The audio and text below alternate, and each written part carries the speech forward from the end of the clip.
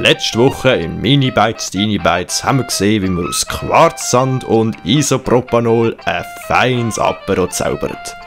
Im idyllischen 3-Einwohner-Dörfli Bagarouche in Kosovo ist die Zeit stehen geblieben. Und dort steigt unser heutiger Stammgast zu Fuß rauf, weil der Skilift ist zu teuer war und der Manager ist gar nicht erreichbar war. Nach einer 3-Tages-Wanderung durch den kosovarischen Bezirk Prizren ist die 53-jährige Maria endlich in dieser Scheissberghütte angekommen. Ja, hoi, Gabi, wie geht's? Ja gut, und die Maria, hast du gut angefunden? Ja, weisst, aber es war auch krampfrei. Mein Klumpfuss wiegt auch 3 Kilo.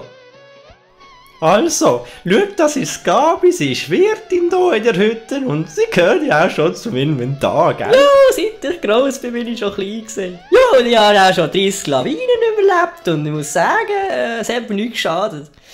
Also, gehen wir mal fooden. Ja, wie du willst. Aber bevor unsere Gäste verwöhnt werden können mit feinem Essen, muss zuerst ein bisschen gekocht werden, damit das kulinarische Ereignis zustande kommt. Und für das ist der Rönnerschudel höchstpersönlich in die Berghütte gekommen und nicht aus Kompost und einem Teigmantel mit seinen grusigen Beisifingern schönes Essen bastelt. Alles im Großen und Ganzen wunderbar, aber irgendwie hat es ein bisschen nach Beisi geschmeckt. Ja, ist mal etwas Neues. Also ich sage nur eins, der Göllum ist ein hobbyloses Sieg.